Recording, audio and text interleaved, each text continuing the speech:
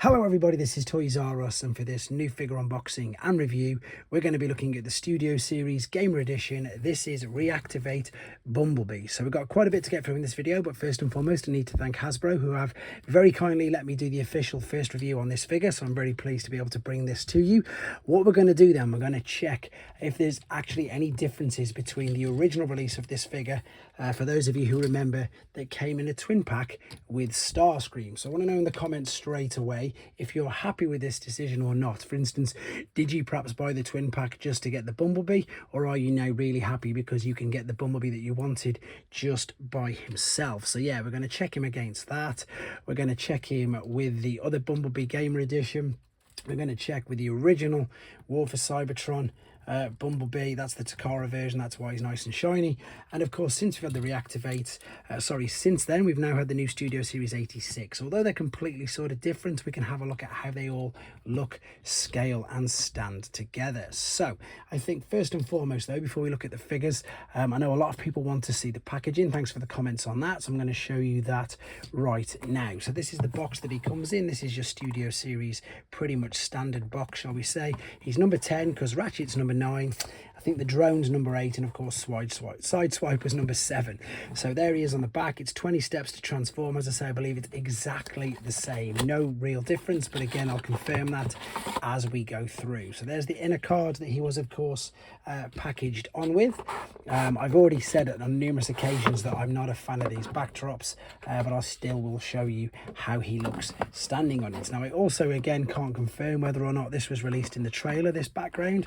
I can't remember, but again let me know in the comments if this is an actual background image from the game. Now there's no use, as I say, displaying him in the car mode because I know that's a different one, but it just won't fit. That's probably one of the main reasons why I don't really like the backdrops. I appreciate the idea behind them, but for me they just don't really work. Let's just move the box again out of the way. I think that's an actual in-game graphic of him, but again because the game isn't out I can't confirm that. Box is nice though, obviously nice and sturdy, and the instructions are here as well. As I say, the steps and everything look exactly the same.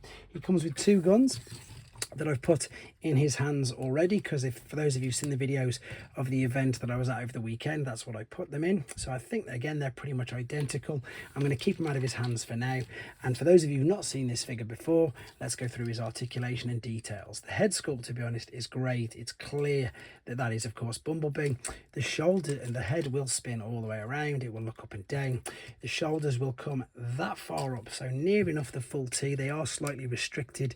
They will go all the way around. Again, if you just move the doors, they will swivel at the bicep where you can see there's a ball and socket. The wrist is completely fused though, however, so you can't spin that. If memory serves me correct, it does. There is not a waist swivel. There's no waist swivel there at all. However, with the legs though, you can go splits that way. You can't go splits this way because it gets caught up with the kibble at the back and the kibble at the front. They have to go out to the side, so but you can see they're on ball and sockets. There's also a thigh swivel or a thigh cut. There's a knee bend, and then you've got huge ankle tilt, rock, loads of different motions and movements there with the ankle and how you can pose and display him. If my memory serves me as well, I'm sure you can store the figures, the guns. Oh, it was on the side of the hip, wasn't it? I'll correct that in a second when I come back. And I know you can store them via the tabs on the back of the forearms as well. I'm sure you could do that. I'm going to double check in a second with the instructions, but I'm going to pop them in his hands because I'm sure you could holster them. My memory's just faded on me for a second, but I'm going to put the 2 guns in there. I'm going to do, I suppose, what most people actually want to see. So it does look, I would say, a straight up package refresh, but obviously the package is completely different, and as I've already discussed, he is now released by himself. Let's just angle these up. You can of course move the shoulder pads as well. The detail on the figure though, there's a lot of detail on it for a deluxe, and I'll show you that again in a bit more when we come to have a look at that. I'm just doing some side-by-side comparisons with this. It looks like you can tuck them in a little bit further in. Yeah, you can, so that just tidies up the back a little bit more.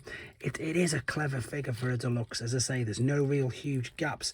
I know they've got some holes in the mold mold at the back, but you know, there's no big gaping hole in the back of the calves, which with some figures there are. So yeah guys, it does look like it's exactly that. It's the same figure, no real difference at all. So there you go. For the people who wanted to know, I can confirm that it's definitely the same. But let's have a look at some of these details.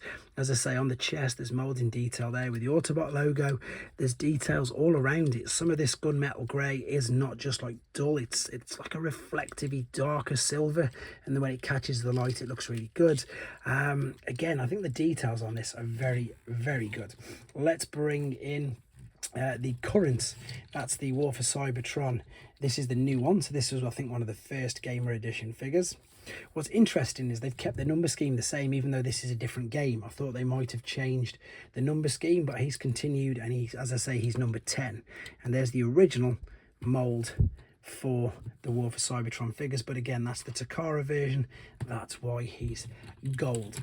And there, of course, is the Studio Series 86 Bumblebee. So I've got other Bumblebees. Again, I can do more comparisons, but again, just to reiterate, I've already done a review on the first edition, so there's many more comparisons on that video as well. Right, let's just see how we can fit these guns. So I have consulted the instructions, and the good news is for you guys that it is all there. So you can see you can store them in the back of the forearms, and you can also pop them on the shoulders. So again, if you don't watch this video, if you forget, you can store them in all these places. So yeah, there's the ones. Let's do them just so you can see, purely because we might as well. It's also reassuring, and this is the big difference between this and third-party figures. They show you things in the instructions. So there they are on the shoulders. I think that looks pretty good, to be honest. And then in the back, how would we fit these in here?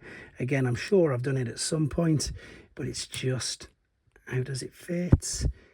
It's going to go, is it that way round? Yeah, there you go. So you're looking at putting the magazine, as it is, or the handle, sorry, face it that way up, and then they store in the back of the forearm. The reason why I like things like that is because if you don't want him to have the guns on him, you can obviously display him with all the pieces there, and you haven't got to have a separate box with all your accessories in. So that's pretty much all there is to say about that robot mode. But of course, you want to see him next to some other figures. So I've got a right mishmash of figures here due to what I'm reviewing at the moment.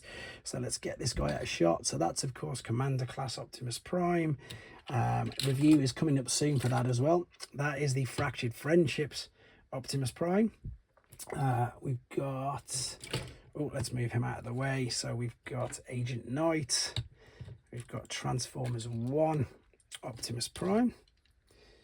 So yeah, you know, he's a good solid sort of deluxe size. He's fitting in well with them. It would be great to see some more of him, and funnily enough, just because I've got him around at the same time, that is the deluxe Soundwave that came with the Optimus Prime that I suppose I should be definitely showing you as well, because of course he is coming as well. Here he is then. There is Reactivate Prime, which to be honest is one of the best primes that I've seen released. So there you go. That's enough for the robot mode. Let's come back quickly and have a look at him in his alternate mode. So then, here he is in his alternate mode. Apologies for no transformation process on this video. It is 20 steps. It is exactly the same as the other, but it's still really quite difficult and quite intricate. I'd like to, I suppose, reassure people that the tolerance between there on the transformation process video I've already uploaded isn't as bad as the original, but it is really still quite time consuming. I will upload another one if people want to see it, but as there's already one up, again, I think I've just used it myself, to be honest, to transform him, so I know it pretty much works.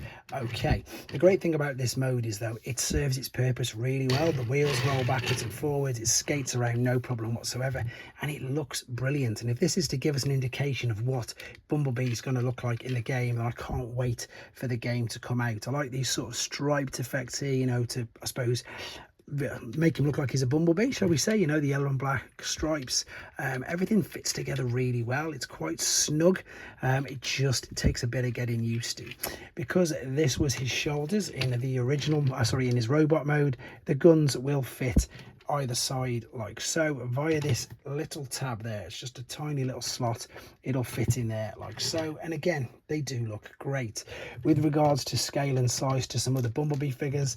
So this, or what I showed you in the first part, this was of course the original Gamer Edition. He's completely on the squiff now. Let's stand him up so you've seen him.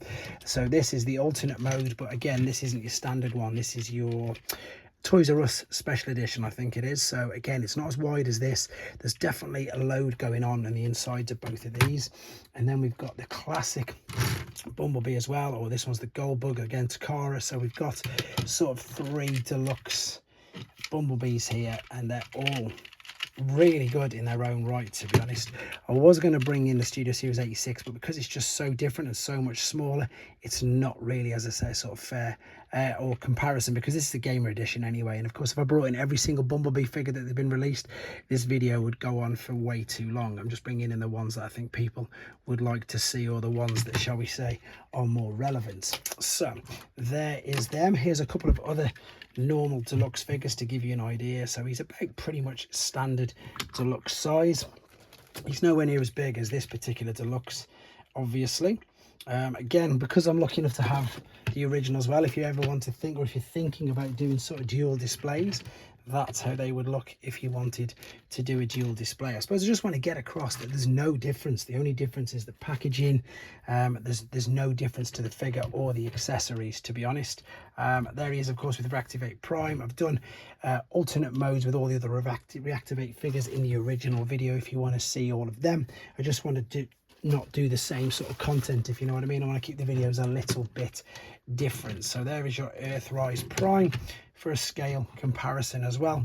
He's just a nice deluxe, as I say, nice and intricate, clever. I'm not going to say overcomplicated. I just think it's a bit time consuming at first, but I'm sure the more you transform him, I'm sure the easier that it will in fact get. So that's probably the last comparison I'm going to do for him.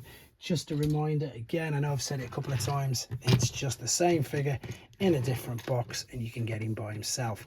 There you go, guys. Let me know what you think in the comments, but for now, this is the Reactivate Gamer Edition, as they're now calling him, number 10 Studio Series Bumblebee. Let me know what you think in the comments. Take care.